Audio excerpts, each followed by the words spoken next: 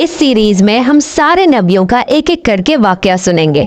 ये एक बहुत इंटरेस्टिंग सीरीज होने वाली है, तो प्लीज मेरे चैनल को सब्सक्राइब कर लीजिए। आज हम आदम अलैहिस्सलाम का वाकया सुनेंगे।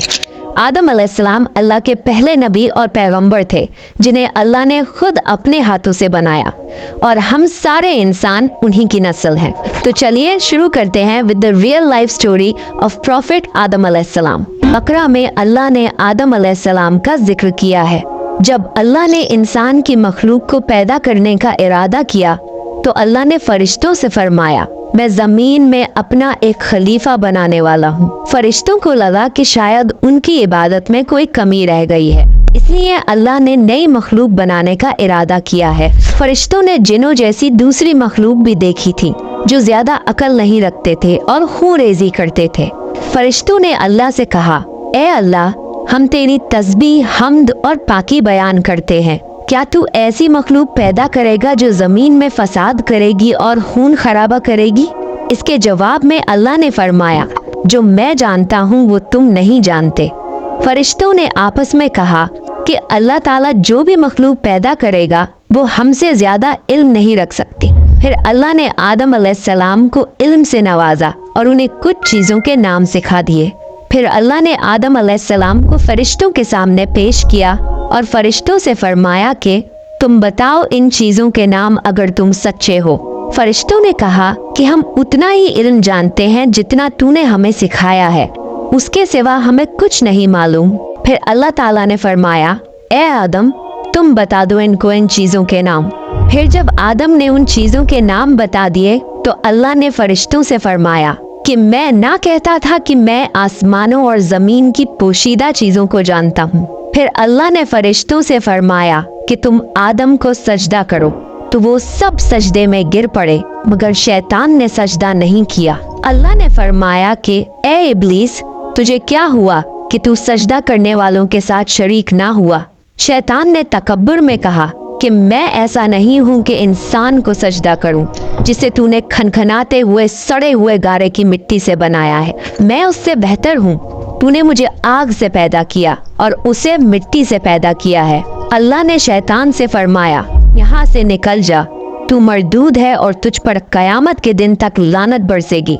शैतान ने कहा, मुझे कयामत तक मोहलत दे। अल्लाह ने फरमाया कि तुझको मोहलत है। शैतान ने अल्लाह से कहा कि तूने मुझे गुमराह किया है। मैं कसम खाता हूँ कि मैं इंसान की सीधी राह पर बैठूंगा, फिर मैं उन पर हमला करूंगा, उनके आगे से भी, पीछे से भी, दाएं से भी और बाएं से भी, और उनमें से अक्सर को तू शुक्रगुजार नहीं पाएगा। अल्लाह ने फरमाया, तू यहाँ से निकल जा जलील ख्वार, जो उनमें से तेरा कहना मानेगा तो मैं जरूर तुम सब से जहन्नुम को भर दूंगा। बेशक मेरे खास बंदों पर तेरा जरा काबू नहीं चलेगा। जन्नत की सारी नेमतों के बावजूद आदम अलैहिस्सलाम जन्नत में अकेला महसूस करते थे।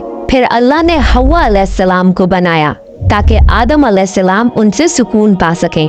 अल्लाह ने फरमाया, ए आदम, तुम और तुम्हारी बीवी जन्नत में रहो, फिर जिस जगह से चाहो तुम दोनों खाओ, लेकिन उस दरख्त के पास मत जाना, वरना तुम जालिमों में से हो जाओगे।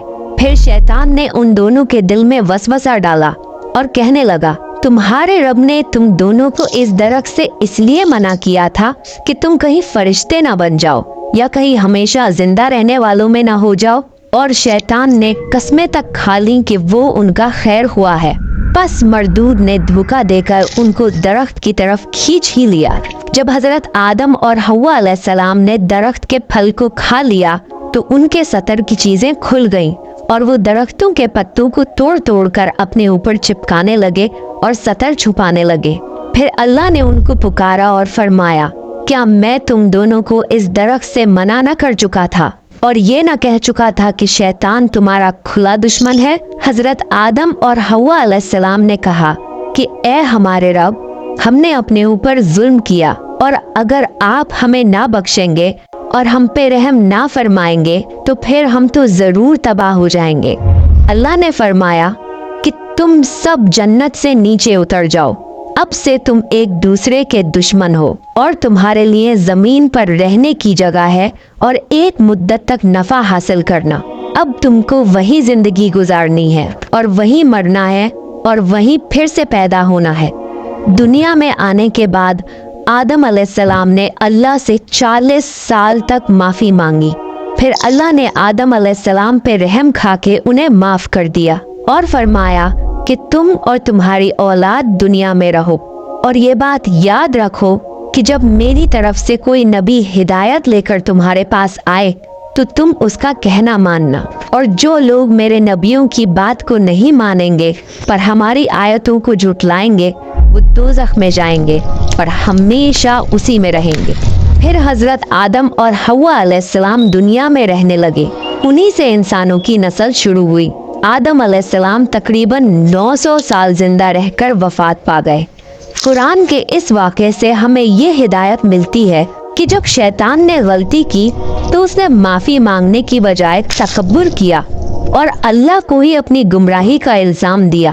پر جب آدم علیہ السلام سے غلطی ہوئی تو انہوں نے اپنی غلطی مانی اور فوراً توبہ کری، اور تب تک معافی مانگتے رہے جب تک اللہ کو راضی نہ کر لیا۔ آدم علیہ السلام کی سنت یہ ہے کہ جب انسان سے غلطی ہو جائے تو وہ اللہ سے اپنے گناہوں کی معافی مانگے اور اپنے رب کو منا لے۔ بے شک اللہ بہت معاف کرنے والا بڑا مہربان ہے۔ تو یہ تھا آدم علیہ السلام کا بہترین واقعہ۔ آپ نیکسٹ کون سے پروفٹ کی سٹوری سننا چاہتے ہیں پلیز کامنٹ کر کے بتائیے۔ اگر آپ کو